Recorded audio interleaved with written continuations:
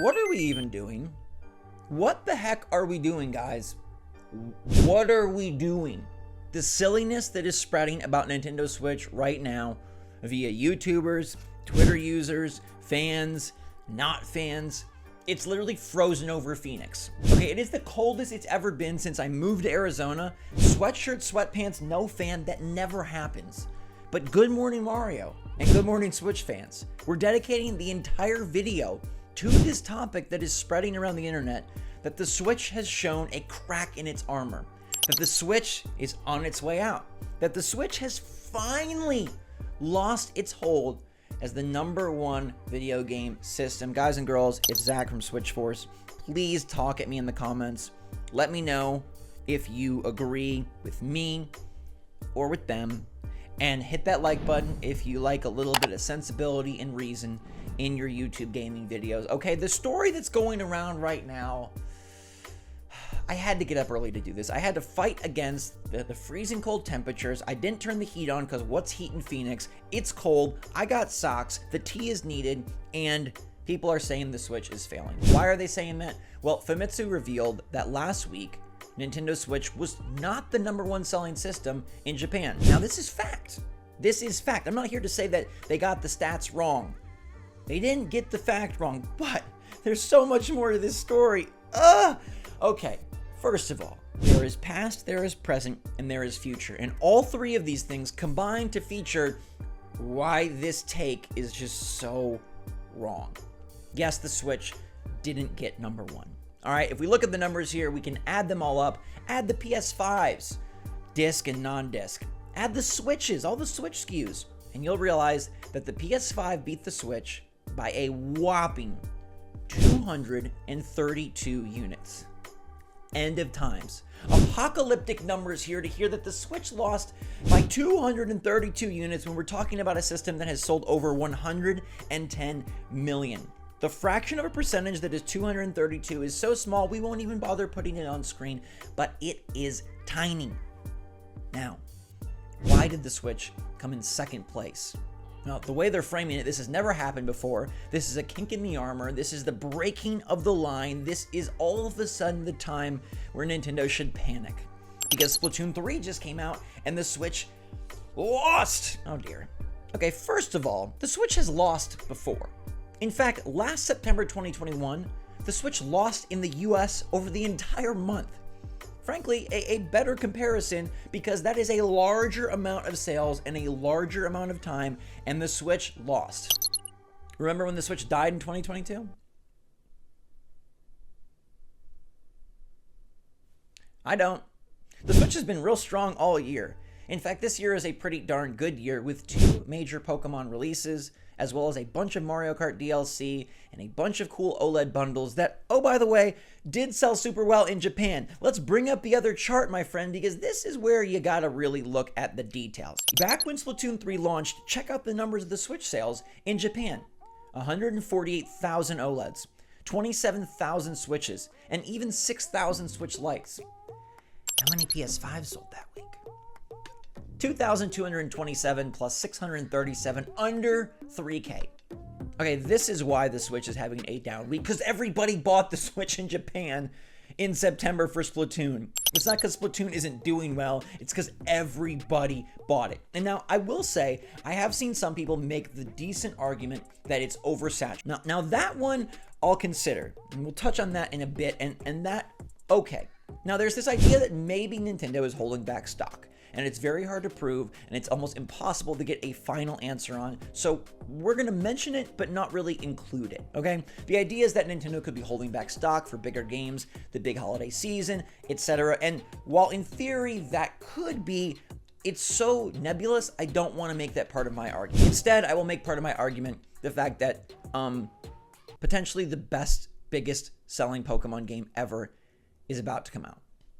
We have, in 2 weeks, open world co-op Pokemon, a game that is outselling pre-orders for every other Nintendo game, and a game that I guarantee you will sell double-digit millions very quickly. So the Switch is not in danger of failing, of cracking, of falling, and I bet my butt that these numbers reverse course back to Splatoon type levels when Pokemon drops. We've got a Pokemon OLED out today, and we have Pokemon games, 2 of them, in 2 weeks. I don't think this is a crack in the armor. I think it's just an anomaly, and a very minute anomaly. A 232 unit anomaly that could be affected by supply, that could be affected by demand. What's coming out for PlayStation 5 next week? Yeah, God of War Ragnarok. The #1 reviewed game of the year alongside Elden Ring. A 94 on Metacritic. Don't you think some people are probably pumped in Japan for the PlayStation 5 and for God of War, and maybe Sony has really pushed stock that direction to try and sell so that they can get God of War in players' hands? I mean, it's totally plausible, right? And what's come out for Switch right now? Nothing. I mean, Bayonetta 3 was out, but Nintendo didn't really have another major release between Splatoon and Pokemon. So this time of the year is kind of their downtime, if you want to call it that. Now let's look back to that year, September 2021, when the Switch failed for an entire month. It showed a massive crack in the armor, probably actually a big old cupcake-sized hole. And then it bounced back. And then it bounced back and continued to set records and continue to grow and continue to do well. Now, I'm not in any way suggesting that the Switch is going to reclaim its early generation glory. No, it probably is time for a successor, because while Nintendo may not be holding back stock, they definitely are holding back games by having an underpowered console. But see, those things are two separate conversations. And I believe Nintendo wants to release a new iteration on a position of strength, not a position of weakness. Right? The idea is, oh, they're falling apart and they will need to do something to bounce back. But guys and girls, they're about to have probably their biggest hit. I don't know if it'll ever overtake Animal Crossing New Horizons, but this Pokemon game is going to do big numbers. It is going to do massive things. Legends Arceus was just the appetizer. Scarlet and Violet is the real deal, the new gen, the big, bold direction that Game Freak and the Pokemon Company are taking, and it's out in 2 weeks. Let's take a peek at the numbers then, because when they reverse back to the Switch OLED dropping 150K and the PlayStation 5 under 3,000, magnitudes different, exponentially different, and then we look at this 232 unit loss that Nintendo Switch suffered this past week. Come on, friends.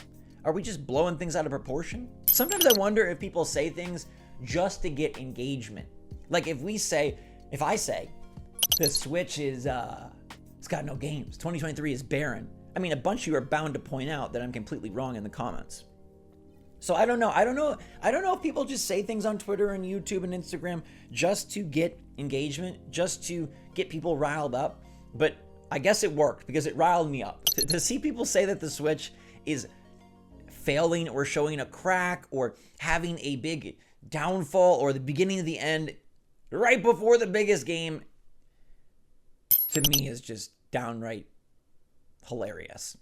And when we look at the stats, a 232 unit loss after weeks where there was a 170,000 unit victory. If we look back at 2021 and see history where the writing was on the wall, and clearly it wasn't, because we had a really strong, good year, and there's actually a bunch of amazing Switch exclusives and new Switch SKUs out there with the OLED special editions that are pushing units, and probably going to be a pretty solid holiday for the system because every kid wants Pokemon under their tree if they don't already have a unit.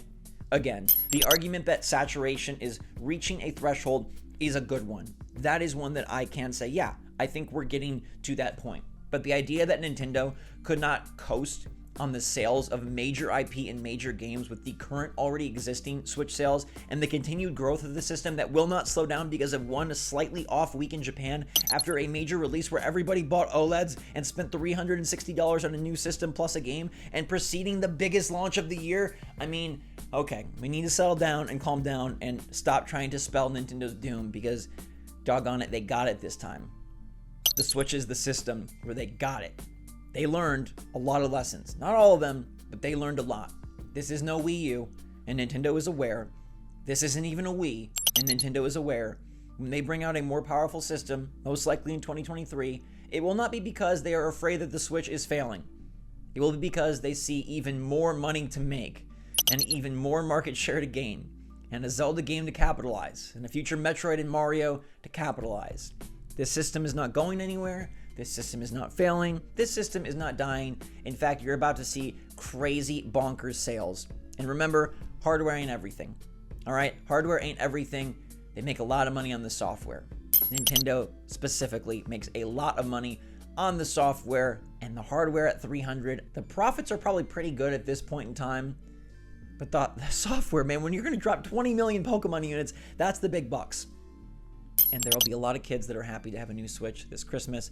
And I bet you that over the month, the Switch wins. And I bet worldwide, the Switch wins. And I bet the whole holiday season, the Switch wins. Even with God of War, even with Game Pass. This is a blip on the radar that should be ignored, not hyperbolized and exacerbated. That's my take. That's my thought. What do you think? Do you agree that the Switch ain't going anywhere? Do you think that this 232 unit loss is devastating? Is it bringing the demise of the system? The answer is no, but feel free to comment whatever you want. Anyways, let me know how you think Pokemon will affect this. And grrr, come on now. Let's not just say things to get reactions. I guess that's what this website was kind of built on, but gotta bring you the real deal, all right? Thank you so much for watching. Stay safe, stay healthy, stay happy, stay positive out there. Enjoy your weekend, my friends. Pokemon in 2 weeks, and get ready to play so many games that you don't know what to do with it. It is a cozy gaming day for me. I'll sip my tea. Say farewell. Love you lots. Switch Force out.